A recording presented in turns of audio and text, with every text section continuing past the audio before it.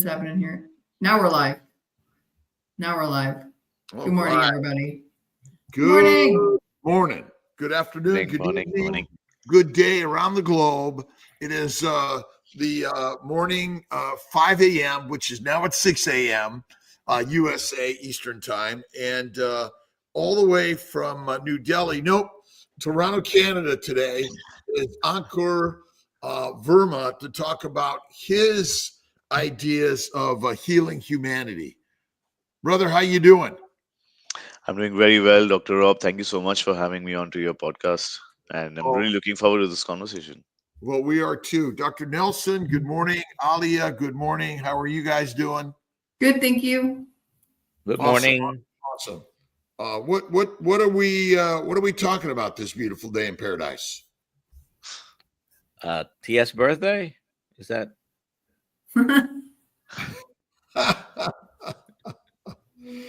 All right. Well, let's get it on.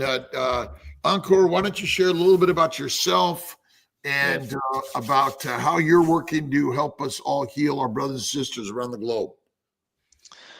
Yeah, I know.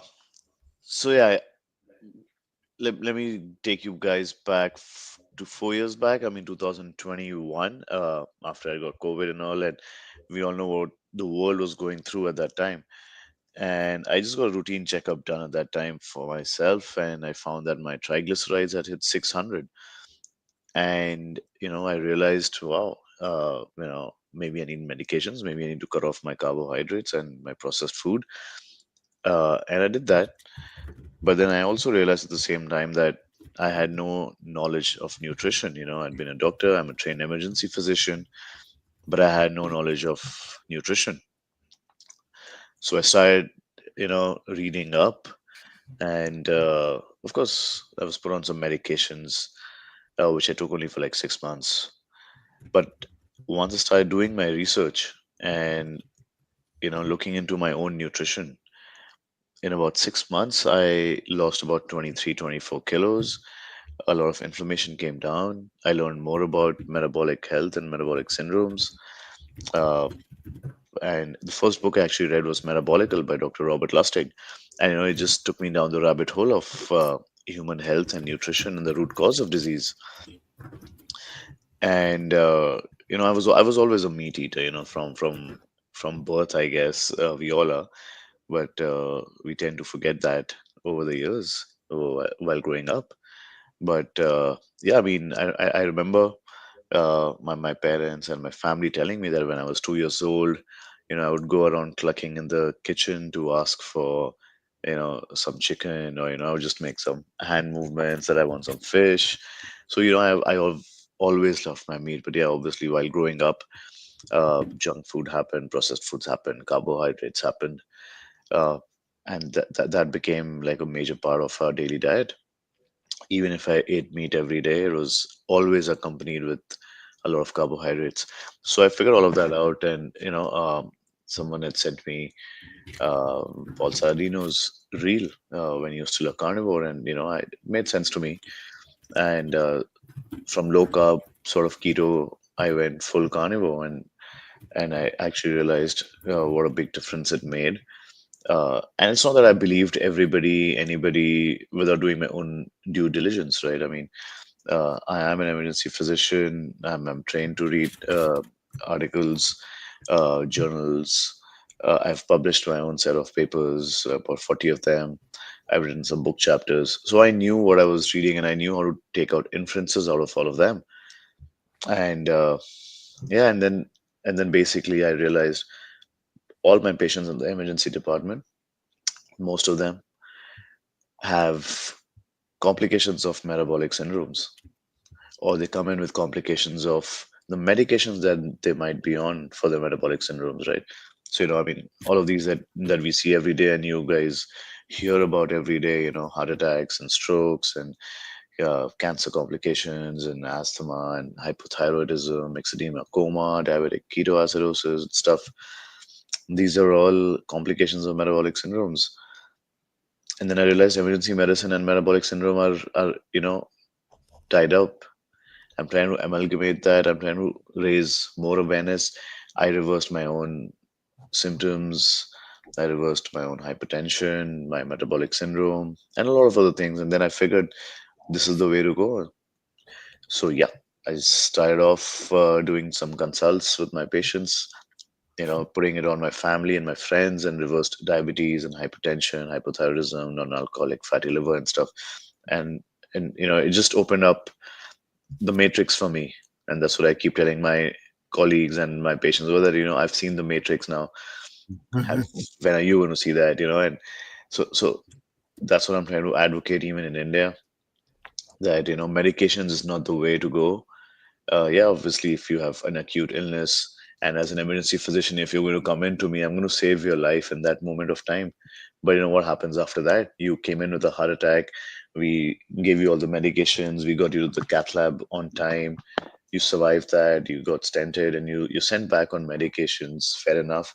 But you're also told to continue eating the way you were eating, especially in India, which is Mm. no red meat, no eggs, no saturated fats, and all of that, and continue your cereals, grains, and fruits and vegetables. But that is what you were doing before you had the heart attack, right? So something is not right over there. And then I've started doing a lot of research in my own department. I give a lot of thesis topics to my residents, and we're looking into emergency medicine and metabolic health together. So yeah, that's something that we're doing right now, trying to push that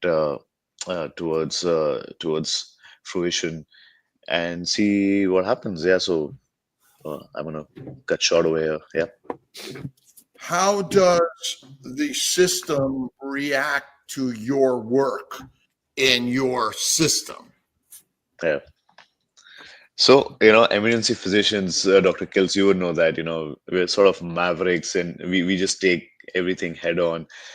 So not too many people in at least my system and in my hospital, come after us, because we're a strong unit. And it's not just that. I mean, they've seen the transition in my own self, in my own health, in my own weight.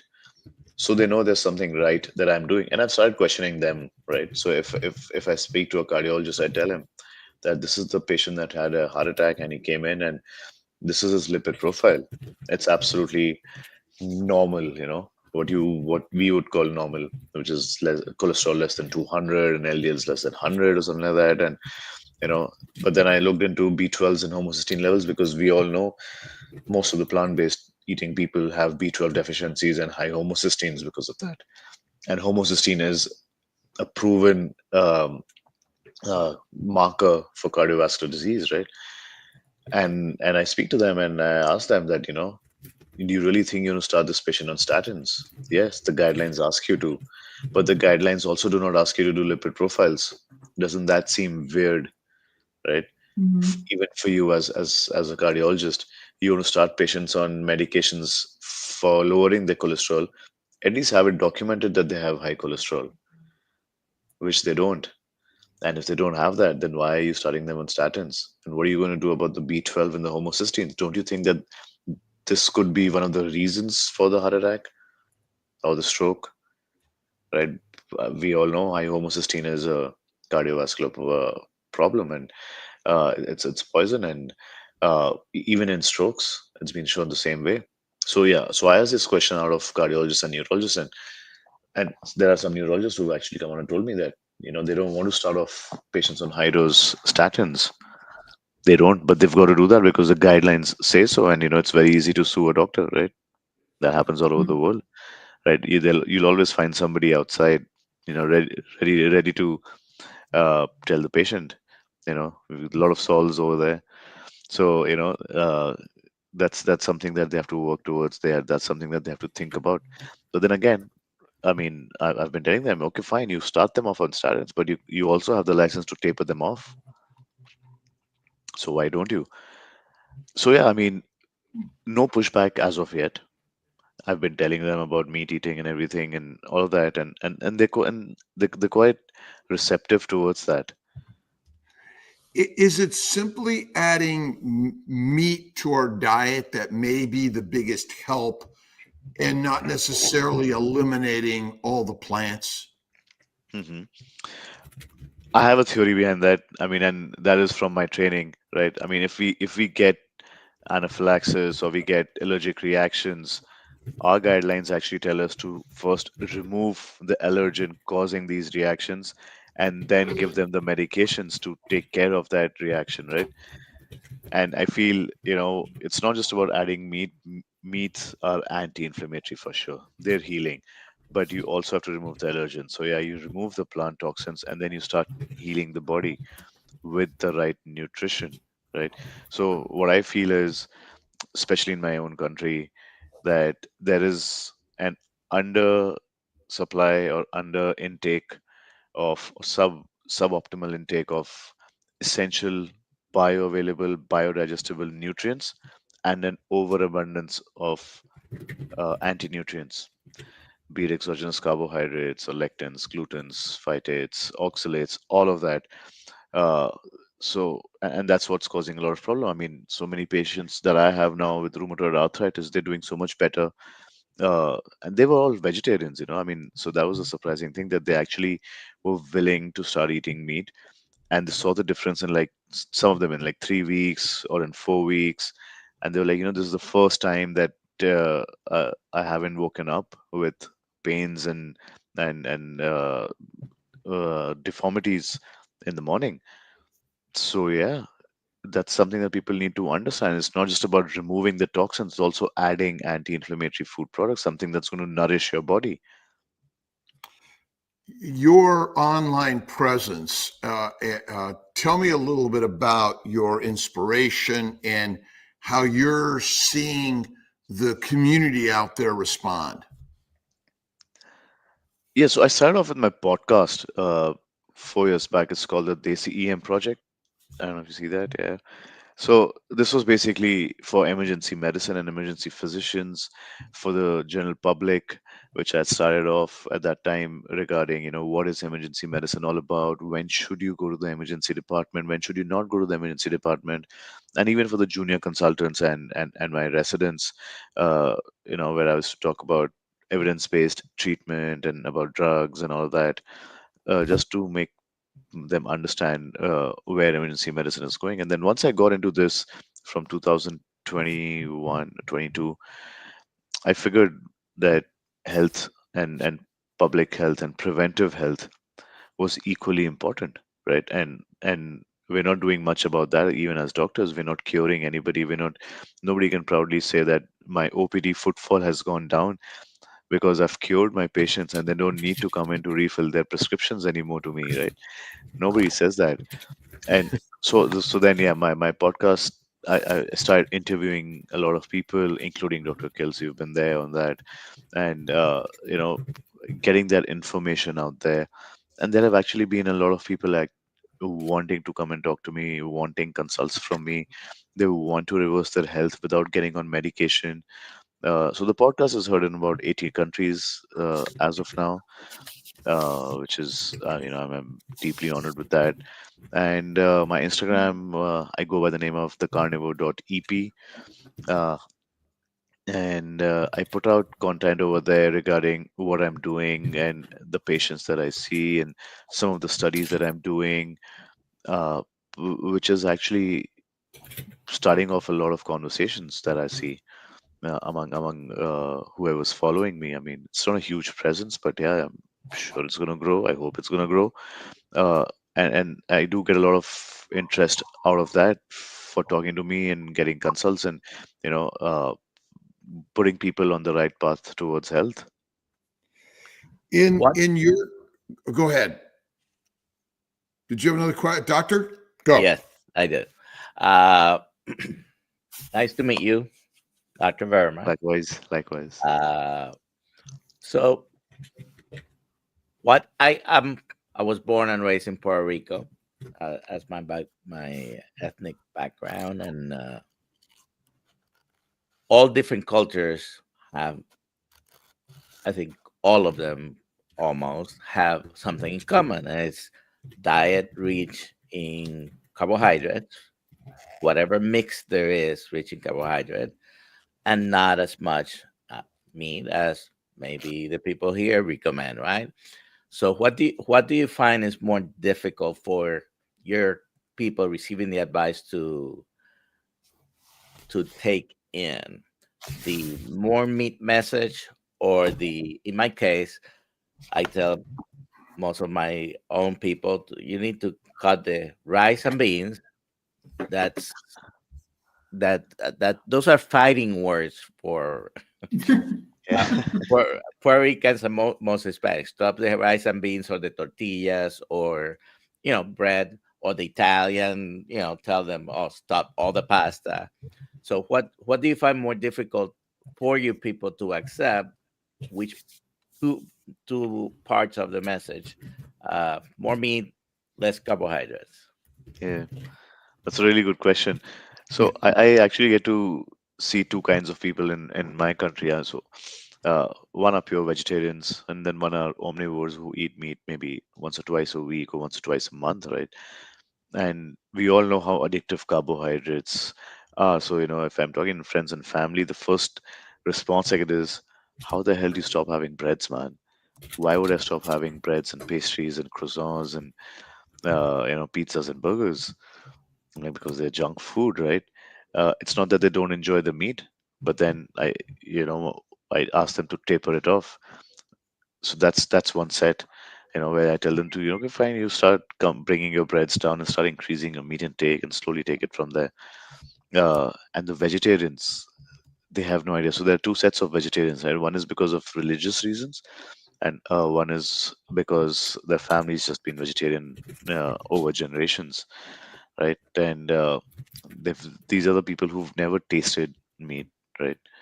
The religious ones, I've had a few conversations with them. There are a few that have come for my carnivore consults, and they've actually converted. So, kudos to them. They're always going to remain anonymous. But the ones who've, again, but even with the religious ones, I've had a few conversations where they've come in with severe anemia. They've had like heart attacks twice. They've had a stroke, and Wow. they're diabetic. And I just ask them, do you think you're doing something right?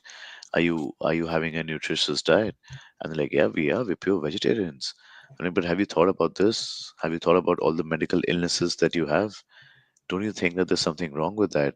And it just starts off a conversation. And most of the times, when I tell them this is what meats are going to do to you, they're like, we die, but we're not going to have any meat. But yeah, to each his or her own. So those are some of the really strict ones who will not understand what's happening, but that's okay. We have a huge population in our country, and obviously I cannot change everybody, and that's never going to happen. But my basic aim is to put out the right information, and again, we are nobody to define what's right, what's wrong, and what's misinformation, right? Not us, not the other sects. Uh, no one. It's for the people who are actually listening to figure out who's right and who they want to follow.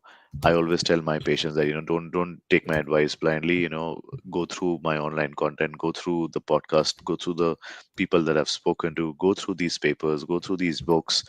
There's so many fantastic ones out there, and then make your choice. You know, but at least know what I'm talking about. At least try to think about what I'm talking about, and do your own due diligence.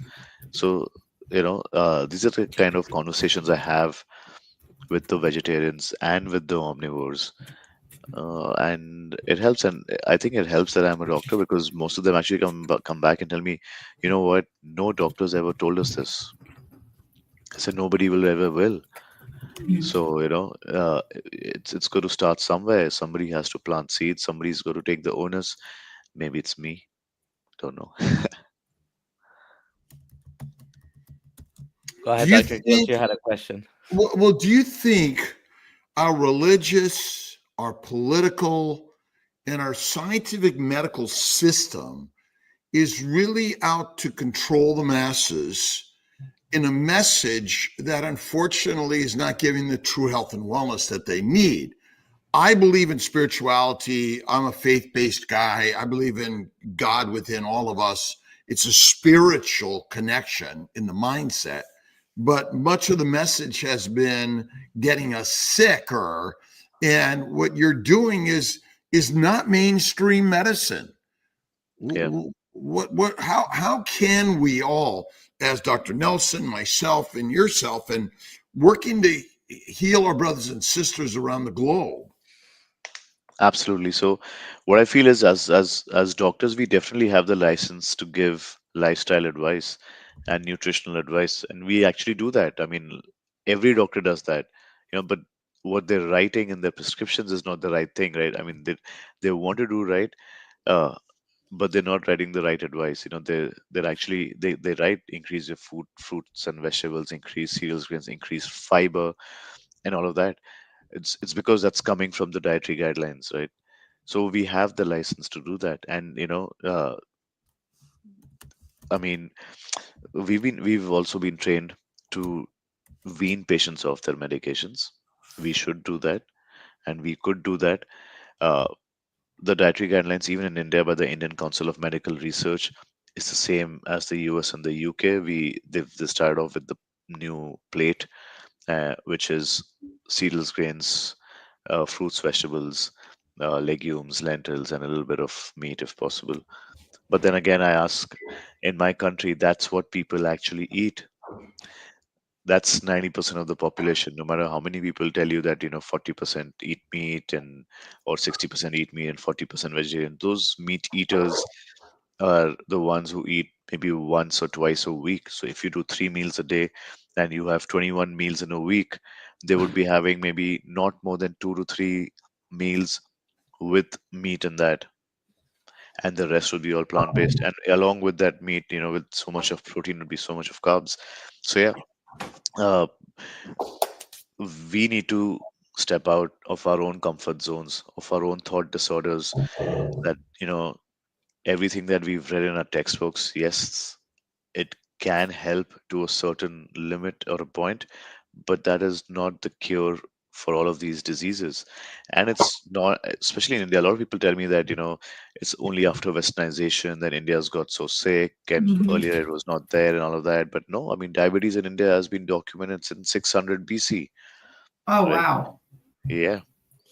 Wow. In the textbooks of the first physicians of India, Charaka and Sushruta. I mean, they wrote the first book such a long time back, and they've documented diabetes in their book, and they've actually documented like about 100 or 150 different kind of meat that people can eat to stay healthy, to get healthy, and to remain healthy. Yeah, just like Dr. Kills is holding up. So that's fantastic. Yeah. I mean, So ultimately, fat is the healthiest part of the Are you animal to leaving? eat. yeah, And that's the trick. We've Mhm. actually, it's the low animal fat diet, which is probably killing us more than anything. And yeah, focusing on consuming fat, isn't that one of the things we should all really be looking at? And mental illness, yeah. depression, anxiety, schizophrenia, suicide, ADHD. I mean, there's so many mental illness around the world. Is it as simple as eating fatty meat might be the healer? And fruit, fiber, vegetable, seeds, nuts, chicken, fish, turkey are essential. There's no fat in any of that. Yeah, yeah, absolutely. I mean, that's something that's totally required for us. A lot of people don't understand that we're made of fat and we need it. And it's our should be our first source of energy, right? I mean, even babies, if you look at them when they're born, they're having mother's milk, which is full of fat and a little bit of protein, very little carbohydrate, right? And they're always in ketosis. And at 6 months, when we start to wean them off, we wean them off with carbohydrates. And then 2 years later, we are the ones who wonder, why is my child so addicted to sugars? Right? It's because we made them.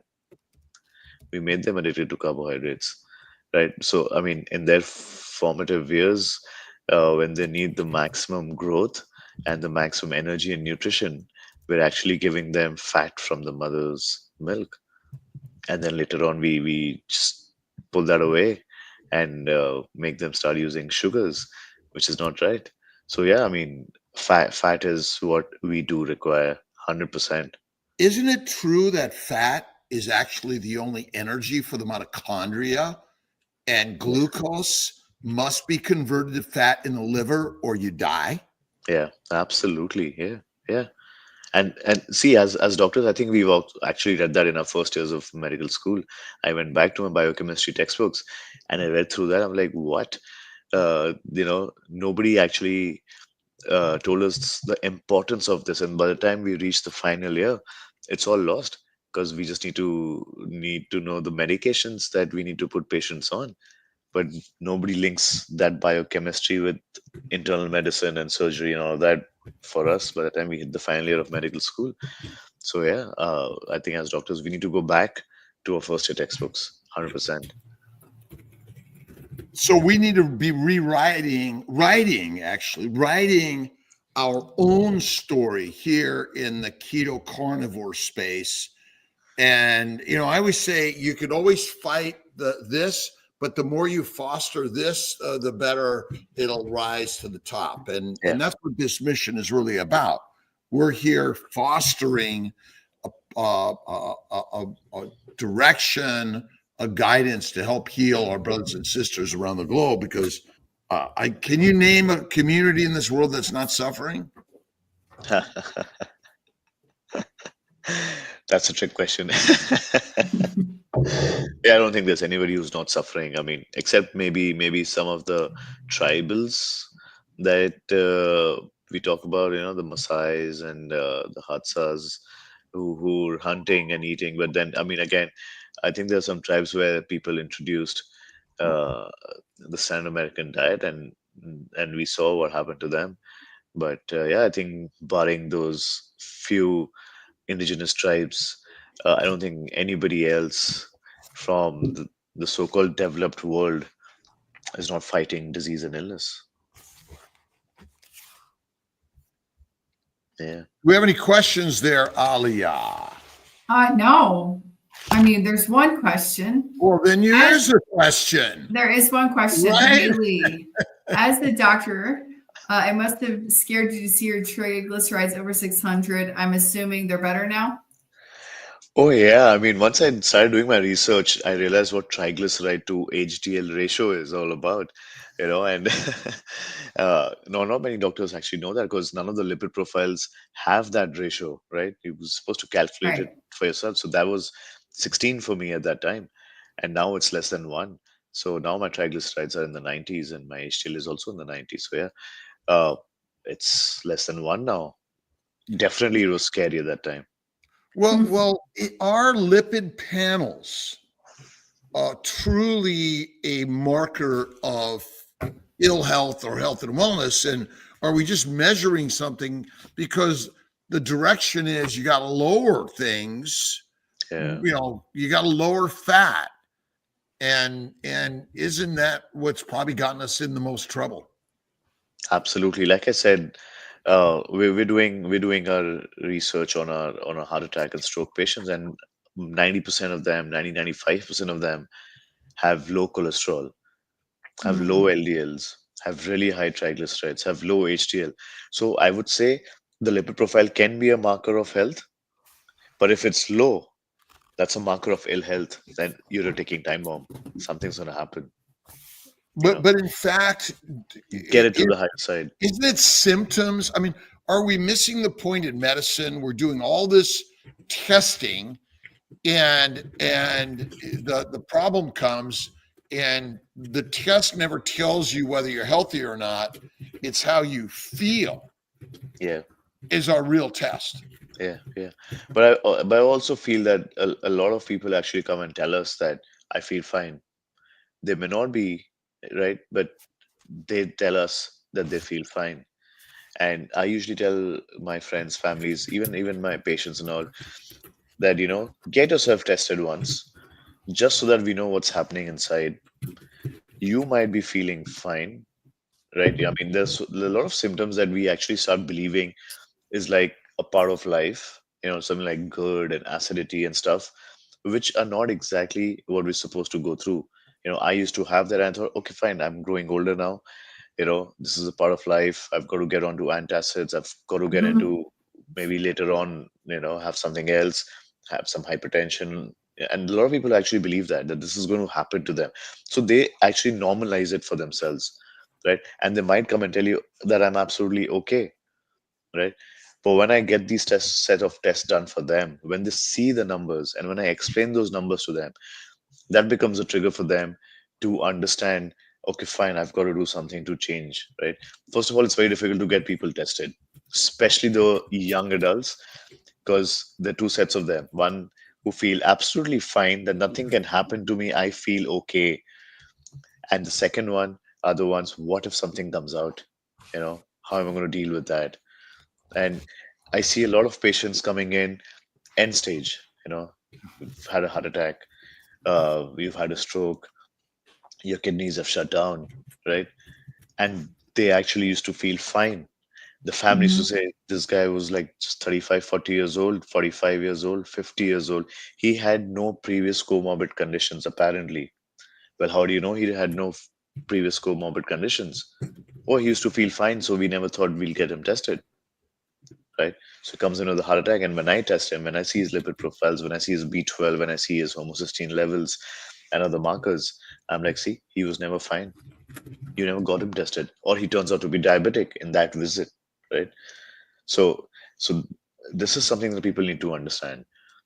If you're feeling fine, that's absolutely okay, but it doesn't harm to just support that with some evidence, because if you're not eating the right diet, then it's going to be a problem. So I do my tests every 6 months, not because I want. It's just for an experiment. I'm not advising that to anybody, but just as an experiment, just so that I have my own data set point of n=1 as to how I've been feeling and what my metabolic profile is showing. And that's something that as doctors we can actually work towards. But it's not that it's not just about uh, you know uh, testing and then not doing anything about that. I hope that was Yeah, okay. that was good. So, question: would you get that, Alia? Yep. Yep. Ankur, what advice do you give patients with mental health issues? So I know my mental health has improved over the years. My mood is more stable. My patience has become so much better. Uh, I used to have anger issues earlier. Now I don't. Uh, s- and and that's one thing that I tell my patients. You need to, if you get metabolically fit through the right nutrition, you will get physically and mentally fit because you get the right nutrients for your brain, which is fat, and also vitamin B12, which is really, really important. That's, I think, the most important vitamin. And you see a lot of work going on by some major psychiatrists and psychologists over the world into the ketogenic way of treating mental health issues. And I think it's really, really important for people to understand, once you start eating this way, you definitely get a lot more better in the in the sense of mental health. So that's what I tell them. Great. Someone, Cookie Carter, how do you calculate triglycerides if it's at 0.56 mm/L? She's in Barbados. Yeah, you have so many calculators online. I mean, you just convert that into milligram per deciliter. That's the one that I have, that we use in India. So you have the online ones. Just go for it. I mean, if you want to do that. Great. What is something we should test if we want to know? If you want to know, What's the marker? What's the marker that says, "Oh, you're fine"? What has science and medicine proven is the marker that'll say, "Oh, you're healthy and you'll live at least another 5 or 10 years"? I don't think there's any one of that. You got to look at the whole big picture, right? I mean, what I look at is, the insulin, the B12, the cortisol levels, the HbA1c, the visceral fat when I scan them. And I look at it as a whole big picture from head to toe. The high sensitivity CRP. So there's not just one marker. That's just a whole set, which gives me a photograph into what's happening inside your body. And it usually takes that to trigger some kind of a motivation in the patients that I see, uh, to do something about it. And like I said, to make people who've been eating plant-based in a country to change, or to think, or to accept the fact that something's not right in the diet, I need to show them something, right? And when I show it to them, they're surprised, because they thought they were eating healthy, but then these are the things that are not going well for them. And I'm like, right now you feel absolutely fine, but this is only going to get worse. And then one day you might end up in my emergency department. I don't want you to do that, right? I want you to save your own life without even coming into the emergency department, and you can actually do that. That's what preventive health is all about. So yeah, I get where you're coming from, Dr. Kills, but you know people actually need to see what's happening inside them. So there's not one single marker. I take it all as a whole, and then I get it done, so that it just pushes them, motivates them even more to get better. Question: fasting. Lucy, what do you thought on fasting? I should I definitely ask the thought, question? yeah, I see that. Yeah. Okay. Sorry. Go ahead. Yeah, why not? Yeah, absolutely. You can do that. I do 24-hour fasts once a week. There are others who've done extended fasts. There are people who do intermittent fasting every day. Helps with autophagy, helps with ketosis, helps with belly fat loss. You don't want to remove all your subcutaneous fat, but yeah, even if you do just pure carnivore, and you're feasting, uh, you'll be satiated for a long period of time. So you automatically end up fasting for longer periods, and you'll definitely have fat loss. And also, I mean, it's not something that's going to happen overnight or in a week. It all depends on how abusive we've been with our bodies for like 5 years, 10 years, 15, 20, 30 years. And, you can't expect miracles overnight. You have to give it time. There's some people I know who've done fantastically in like a month, and then there's some who still, on the first year, they've done much better uh, as compared to when they started off. But yeah, their progress is a little slow, so we have to give it time. Where are you from? Yeah, there you go. I'm from India. I'm from India, New Delhi. Awesome. Let's see, making sure we're hitting all these. Oh, yeah. good. Susan P. Indian food uses Indian. so many spices. How do you feel about the spice world? So yeah, I mean, there are some spices which have high oxalate content, like curcumin, turmeric and black pepper, and some other ones are cinnamon and stuff. So I usually avoid those. And it's not that you have to eat just Indian spicy food. I mean, uh, not all Indian cuisines are like spicy and hot. Some are bland, and I don't eat just Indian food. We do grills and barbecues and pan frying and all of that. So we do all of that, and there's a good mix and match that happens in our kitchen. Uh, so that's my take, and I get that question from a lot of my patients also. How do you eat Indian food? I'm like, the way we're supposed to eat meat. I mean, that's it. I mean, I don't use any rotis or rice anymore. Even if I do some curries, uh, I don't use any tomatoes and stuff.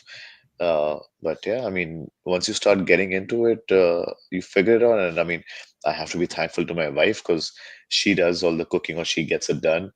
And every morning she's like, what do you want to have? Like, whatever you want to cook. So yeah, she goes through all of that, and she comes up with new recipes and all. And yeah. You want me to get this one? Yep. Go ahead. Adrian Gledhill, what would you consider low cholesterol? How do we bring it up? So I think what the markers tell us is cholesterol less than 200 should be a good one. That's low cholesterol. My patients have that, right? You want to bring it up. You eat fatty meats. You remove plant sterols from your diet. Your body makes its own cholesterol. So nobody knows how high, how low it's supposed to be. But then once you stop having foods that mimic cholesterol and give a negative inhibition and a feedback mechanism to your own genes to lower down the production of cholesterol. Your body is going to make cholesterol, you know. So usually mine stays between 300 to 350, and I think that's what everybody should be looking towards.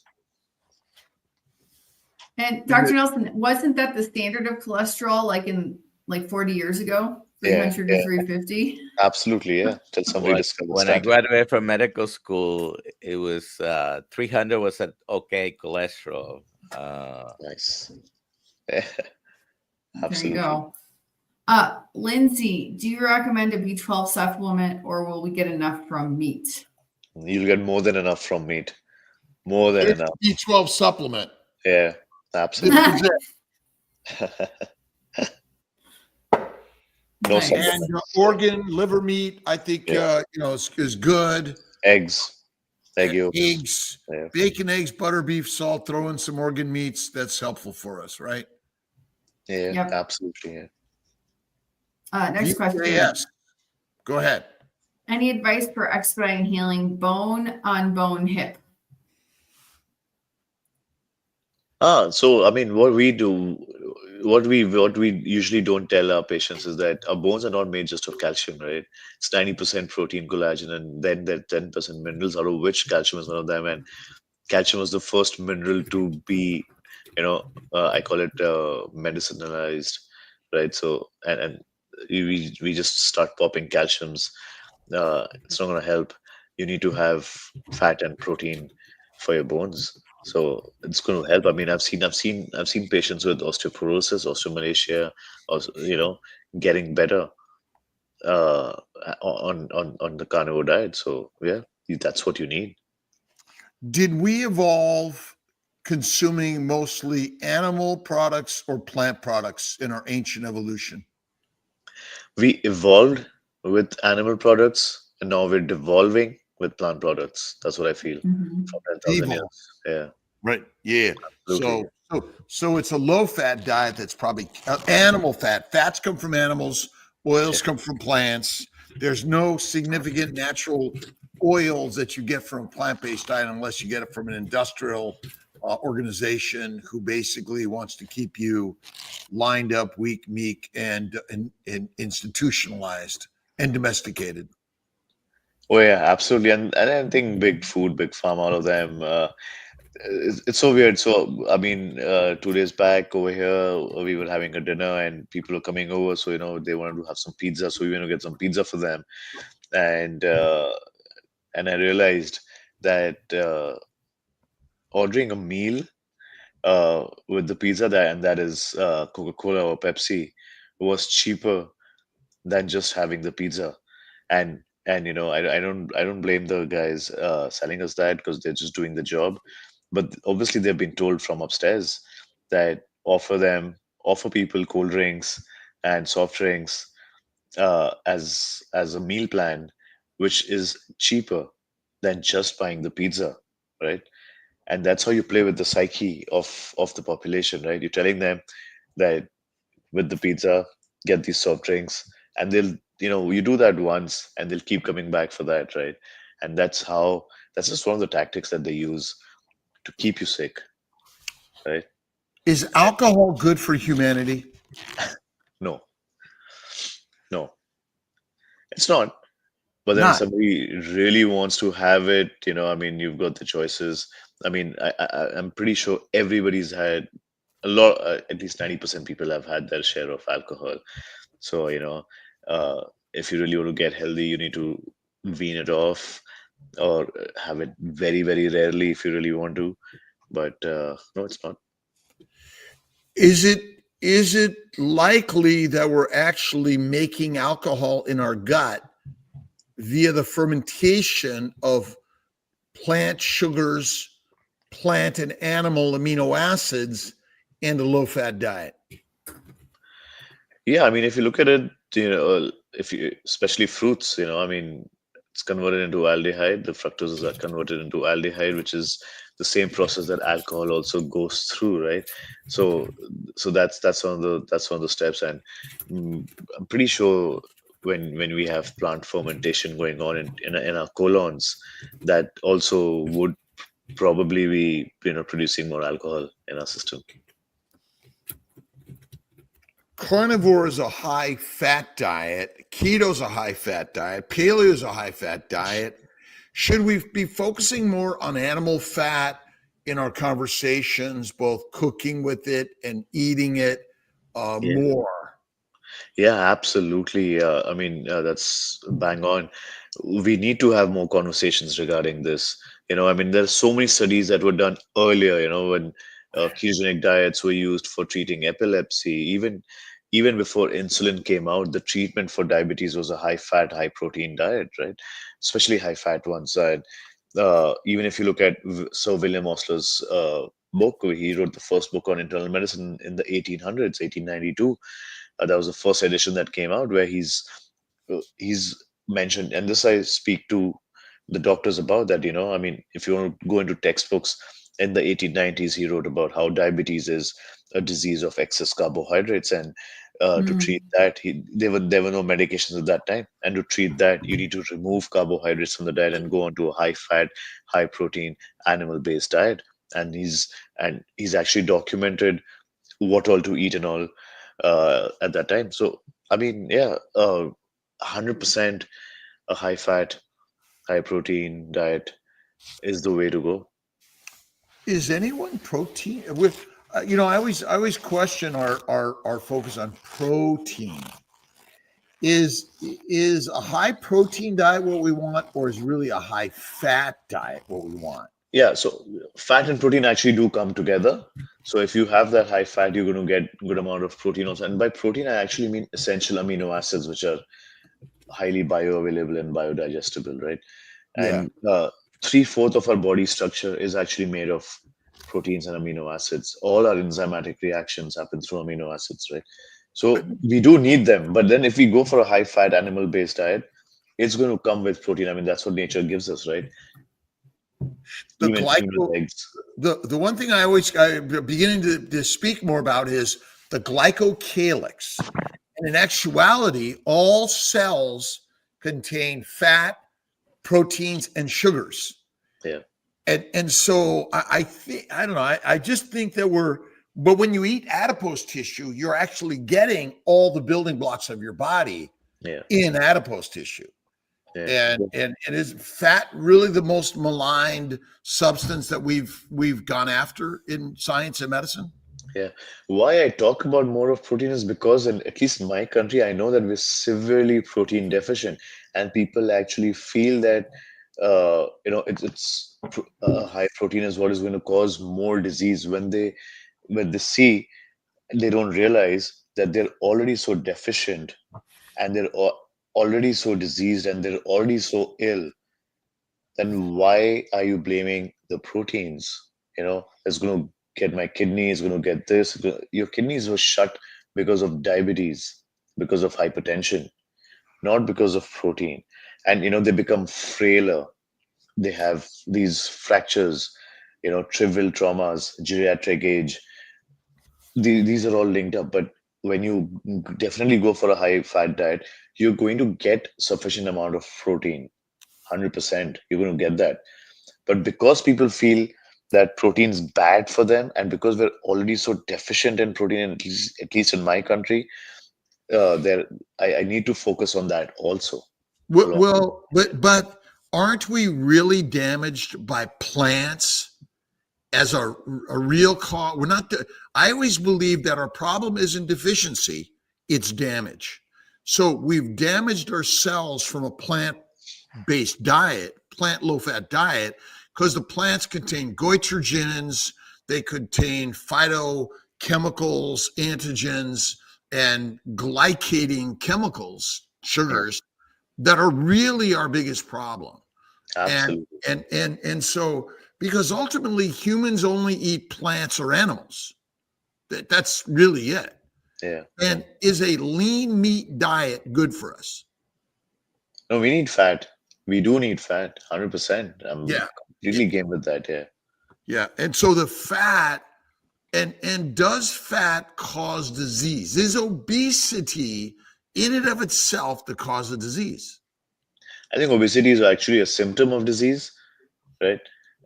And yeah, and it's the sugars which are converted to fat, right?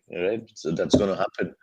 That's the job of insulin, right? Produce a little bit of energy and convert all of that into fat, and not the right kind of fat. Well, there's only fat is animal and oils are plants. Yeah. And so really, fat comes from animals. Maybe we in science should be a little more specific about that because industrial oils are different than animal fats. Absolutely. Yeah. And even in India, we have a lot of refined oils. We call them refined oils, and it's in the name, right? They've been refined. And they go through so many processes of chemical and bleaching and deodorizing and whatnot, degumming and stuff, treated with so many chemicals, and then they feed that to us, and they name it heart healthy, which is criminal.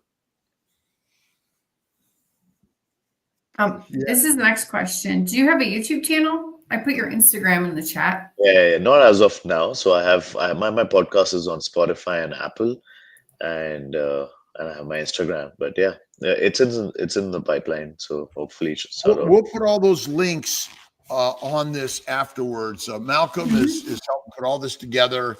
We need to get some help. We're looking for some help in a lot of this stuff on editing and filming and bringing content around the globe in a way that we're really working to help our brothers and sisters heal. And we're here for a cause, which is critical because we've all suffered. And suffering is something we either learn and change, or we fall and die. But we're gonna change it and grow and improve it, are we not?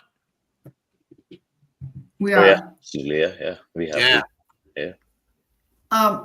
Esparza 87. Is there such a thing as insulin resistance as opposed to insulin resistance or insulin sensitivity? If so, how do you measure it, and what would be the symptoms? So insulin resistance is sort of like a construct, right? The more sugars and carbohydrates spikes you keep having, the more insulin spikes you keep having, and then finally your cells do become resistant to insulin. There are a few tests for that, but then you can get your fasting and your postprandial insulin tested, and correlate that with your HbA1cs. There are also HOMA-IR tests which have come out, but yeah, I don't think that's a very good tool as of now. But you can go ahead and get your fasting and your postprandial insulins tested, and see where that's taking you. But it's not just one test, right? You need to look at the whole thing. You need to look at the whole picture, like I've mentioned before. Just because even if your insulin is okay as of now, it can get worse. All right. Chuck, he asks, what about fat fast? Different or better than water fast? Thoughts on fasts for weight loss and skin elasticity? I don't have much information about a fat fast because I've never done that. Maybe Dr. Kills, if you want to take this question. But fasts for weight loss do help. And like I mentioned before, if you have enough meat in your diet, you'll be inadvertently fasting for longer periods because you'll be satiated for longer periods.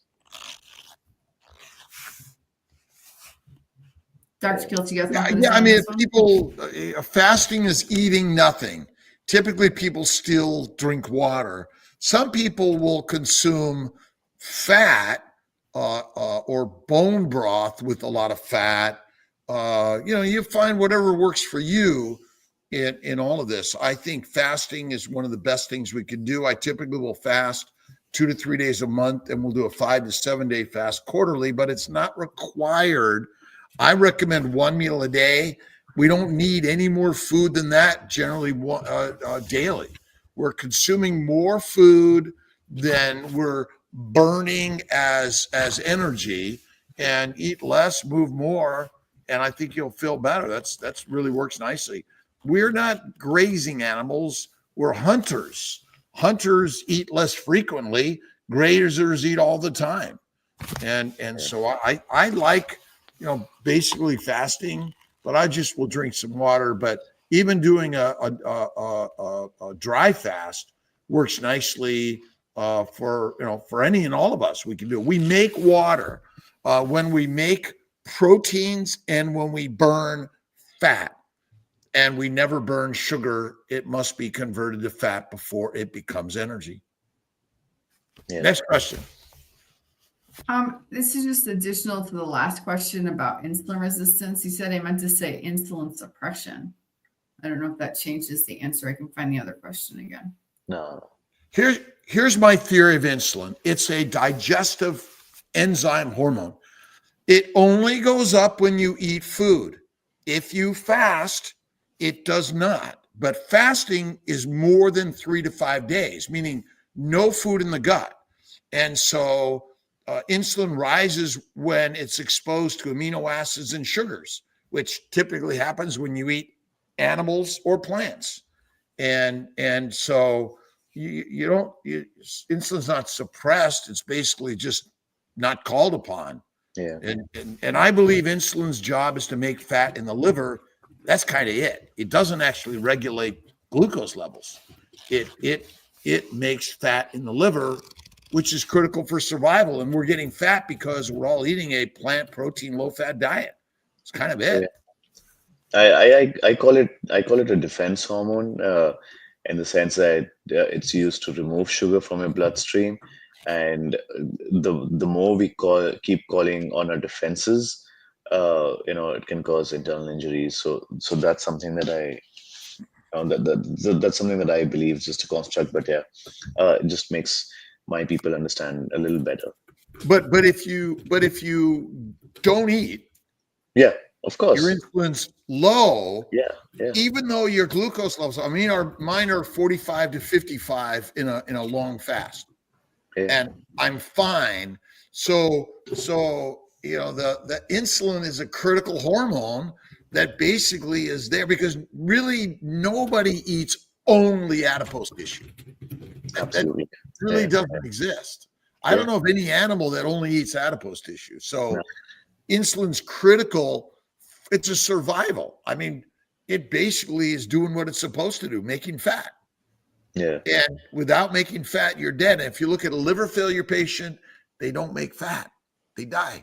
And a type 1 diabetic becomes emaciated and skinny because they don't make fat. Yep. And since our diets around the globe are low fat, you're screwed. Yeah. Absolutely. My thoughts. It is very interesting. I love science, but I'm telling you, I think most science is wrong. So wrong. Most of it. Next question. Katie, does eating carnivore make you low in bicarbonate? Is that baking soda? Low in baking soda? Well, talking about CO2, I think. Oh, okay. All right, I'll let the doctors take a step at this one.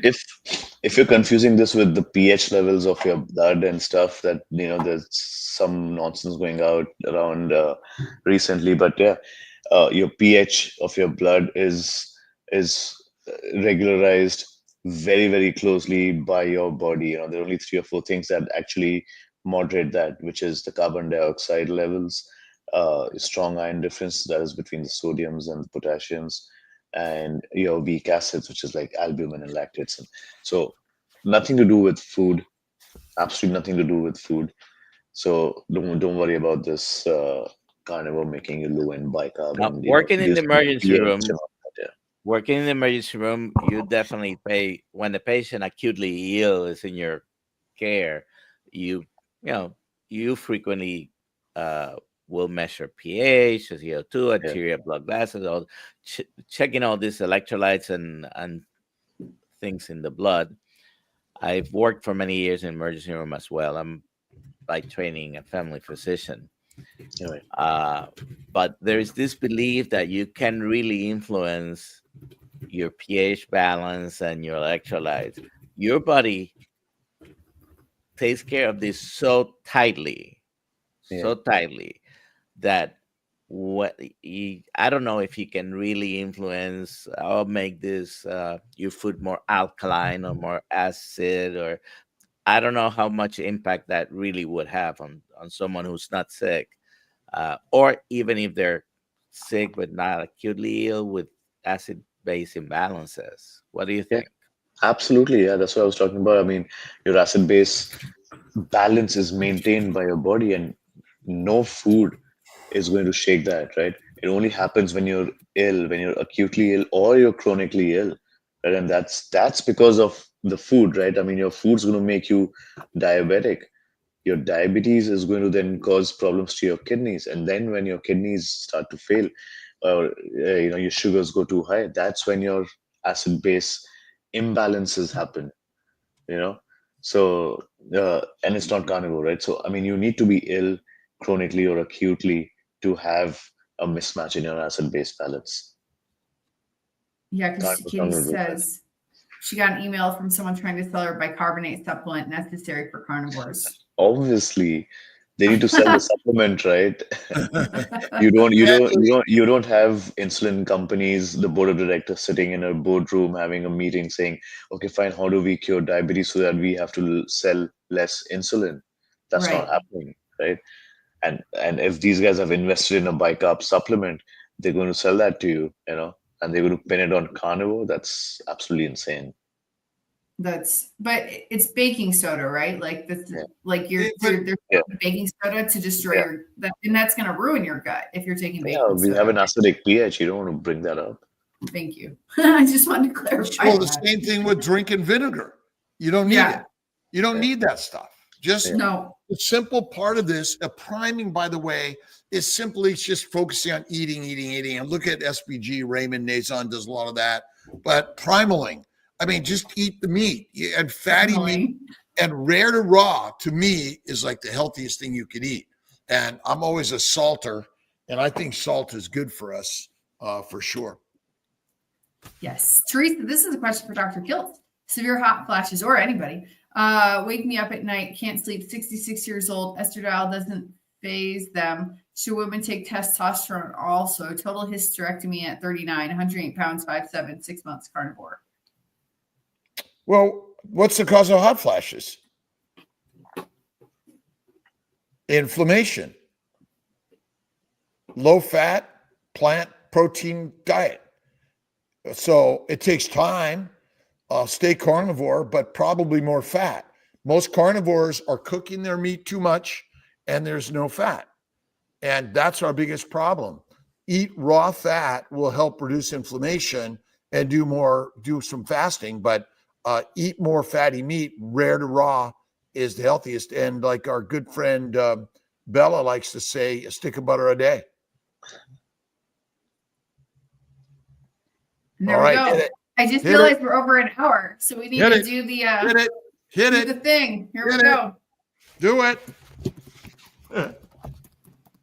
Ankur, how long are you going to be in Toronto area? I'm here for another 4 or 5 days. Yeah, and then I'm going to head back to India. All right. Well, I'm sorry I'm going to miss you up there. Okay, I got to come to India visit. Well, please do. Yeah, you're more than welcome. Yeah, and we'll do some Indian carnivore then. Yeah, keep doing what you're doing. By the way, you're really inspiring people around the globe. We appreciate you. Anthony S. gets Kilt's cup. Is that right? Kilt's cap, a baseball cap. Oh, Kilt's cap. Got it. Yeah, a Kilt's cap. He's going to show you one right now. Is it Kilt's Health or Kilt's Mighty Tribe? It's whatever they have at Mooney Marketing. All right. Yeah. At Kilt's headquarters. At Kilt's Health Quarters. Yeah. Whatever we have at Kilt's Headquarters. All right, you guys. Fantastic. I got to run. Thank you so much. Thank you so much. We love your content. Keep putting it out there. People are listening and learning around the globe. Right. And we really think it's so important to keep going. Absolutely. Thank you so much. Yeah. All right, everybody. Goodbye. Bye.